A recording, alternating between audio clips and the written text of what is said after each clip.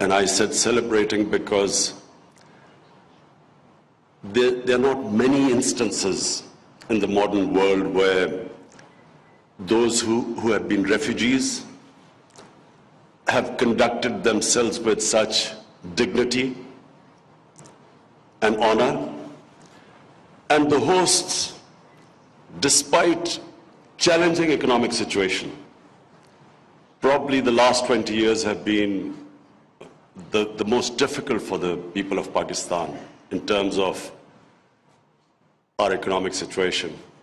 So the hosts, despite unemployment, competition for jobs, the way they have kept their relations, the wonderful relationship with the Afghan refugees. Let me just point out a side effect, a pleasant side effect of the Afghan refugees. The children in the refugee camps started watching the Pakistan cricket team and learning how to play cricket. And Afghanistan today has an international cricket team. But the embarrassing thing is that their under-19 cricket team beat Pakistan under-19 cricket team. I hope they don't beat us, our full cricket team. But this is a remarkable relationship that has endured. And I again repeat, considering the situation in Pakistan, what we faced, what our economy has faced. And it reminds me of one thing which I learned when I was raising funds in my country for various charities, that generosity has nothing to do with one's bank balance. A country in the situation that we were, and I really say with pride that the way we have hosted our refugees.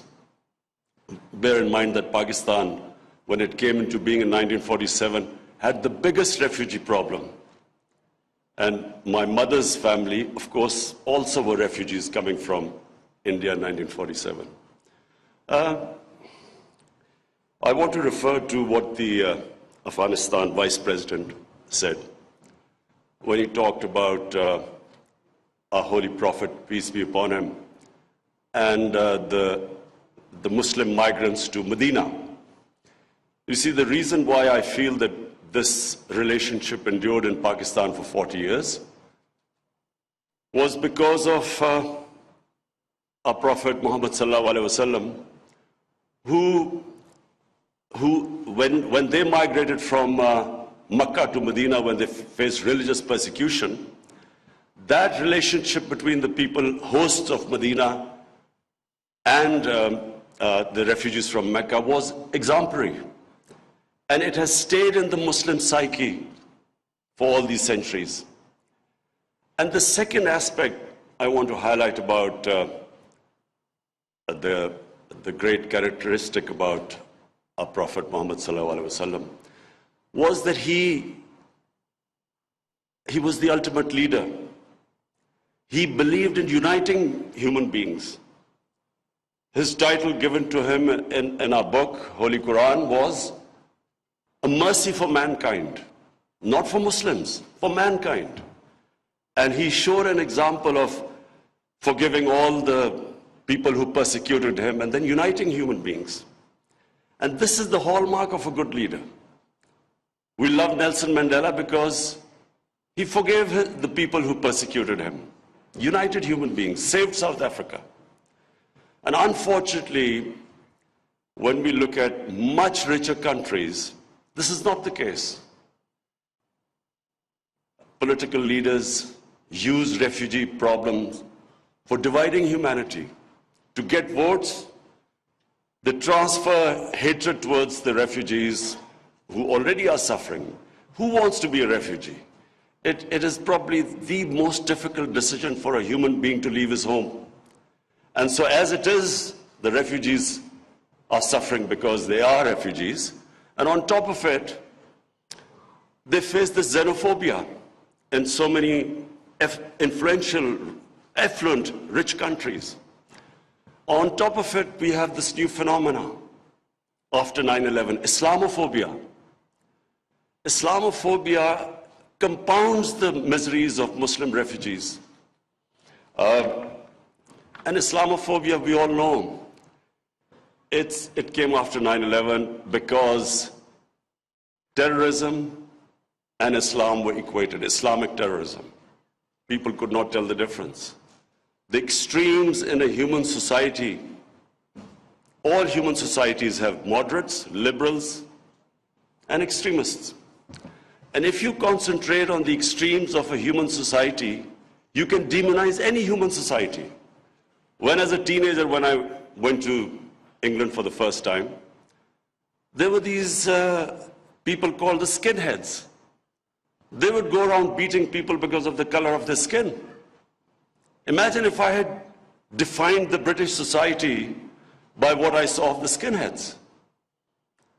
I would have ended up demonizing one of the most liberal societies in the world. This is what is happening with Islam. And that's why Muslim refugees suffer more than other refugees.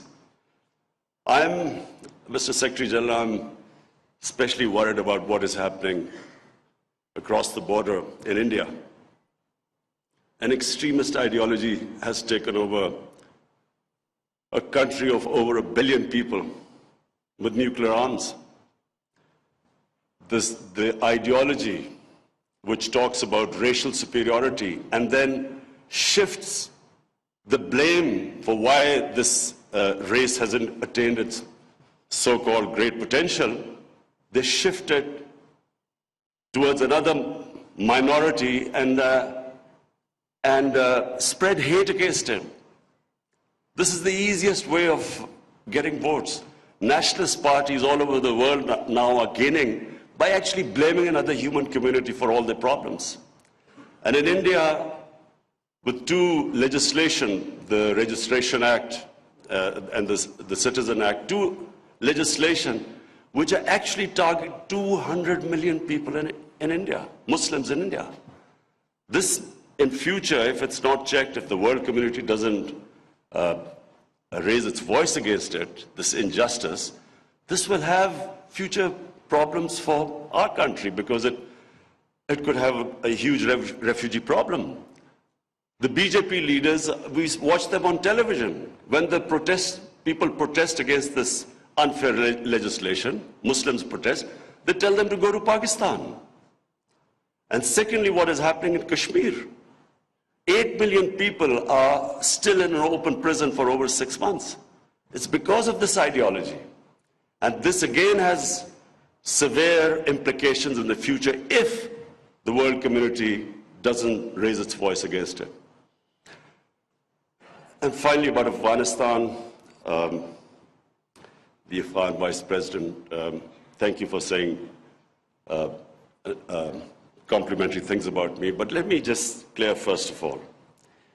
It is my belief, it's not something I'm saying because of this conference or because I'm being a diplomat. It is my belief that the people of Afghanistan in the last 40 years have suffered more than any other human community. And I pray from my heart that these peace talks succeed in Afghanistan. We have been, ever since my government has come into power, we have tried our best. Whatever support we can give to these peace talks, I can tell you we have tried our best. Mr. Zalmay Khalilzad is sitting here. I've had several meetings with him. He knows that the whole country is on the same page. Our security forces are on the same page. Normally, there was an idea that the security forces in Pakistan had their own policy and the government a different one. This is not the case in Pakistan anymore.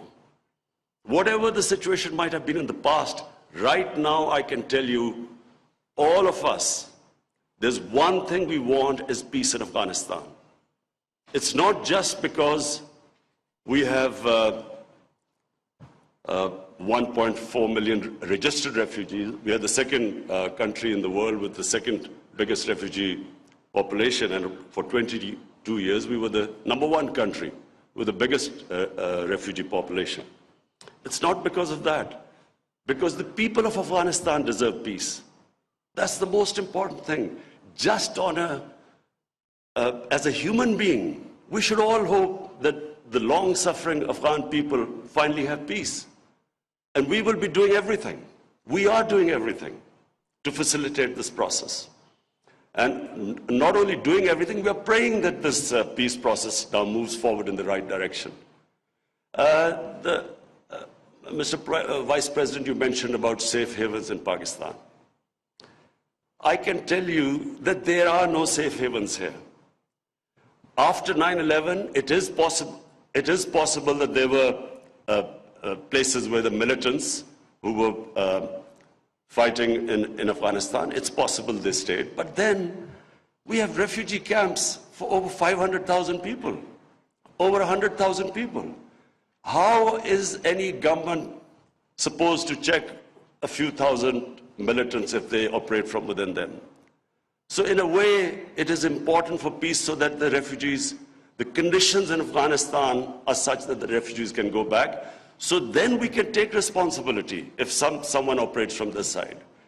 But with still 2.7 million Afghans here, it is not possible for us to completely guarantee, although we are building a fence now, and almost the fence has been completed. But it is still not possible. But rest assured, it is not in our interest that there's conflict in Afghanistan. Not in our interest. Number one, I repeat, because we want peace in Afghanistan on a humanitarian level. And we've always had, and even before Pakistan came into being, this part of India always had close ties with Afghanistan. In fact, for 80 years or 70 years, this was part of Afghanistan where you're sitting right now. So, number one, on humanitarian basis. Number two, because our areas on the borders, on the Durand line, either side of the border, this war on terror has devastated the people. There's massive poverty there. And the one way we can actually bring jobs and prosperity is by having trading relationship and peaceful relationship. So, to rehabilitate the merged districts that have become part of Pakistan, and at one point, half the population of the merged district was internally displaced, internal refugees. So to bring them, give them jobs, bring prosperity, we need peace in Afghanistan. And then, for the future, the connectivity between Pakistan, Afghanistan, and Central Asia, as Mr. Vice President mentioned again, that is the future. Trade. It is how we will give. We have the second youngest population in the world. We need to give them jobs. Jobs won't come with conflict. We need peace. So let me assure you that it is not in the interest of Pakistan for there to be any strife in Afghanistan. Whatever, I don't know, whatever the policies might have been before, but I can tell you, since 1.5 years my government has come into power, we have done everything, and I really mean everything, to facilitate the Afghan peace process. Finally, Secretary General, I want to especially welcome you here. I want to welcome you because it's a very important time. I think the UN must play its part. I don't say it as political point scoring. I really am worried of what is happening in India. And it's not just me who's worried. If you look at the demonstrations in India, what is going on, the civil society, the intellectuals, the opposition party members, everyone is worried what's happening there. I know India. I used to play cricket, and cricket, as you know, the India-Pakistan cricket match, was bigger than most of you probably watch Soccer World Cup. This was the biggest event that ever used to take place. And I can tell you, this is not the India I know. This is not the India of Nehru and Gandhi. This is something unique that's happening. And as a student of history, whenever an ideology that is based on hate and which brings in this ultra-nationalism of any race it always ends up in bloodshed. This ideology was inspired by the Nazi Germans, by the Nazis. You just have to read what their founding fathers said about the Nazis, how they admired them, the racial purity, and how the ethnic cleansing of Jews was accepted by them. And if this ideology is not checked, like in the 30s, the Nazi ideology was not checked, it will end in massive bloodshed. This is not a small joke, a country of over 1 billion people, Pakistan, a country of over 200 million people. And in future, if the United Nations does not play its part, this could become one of the flashpoints in the world. And that's why I'm not to alarm you, but prevention is better than cure. Before things go out of hand, and the statement of Indian Prime Minister that they can destroy Pakistan in 11 days, does a responsible Prime Minister of a country of over 1 billion people, does he make a statement like that? And then the army chief saying that they can take over Pakistan side of Kashmir whenever the parliament signals. So it is heading in the wrong direction. I was in the United Nations in September, and this was the first time I flagged it. Things have only gone worse since then, and unless the world community takes notice, things will get far worse. Thank you.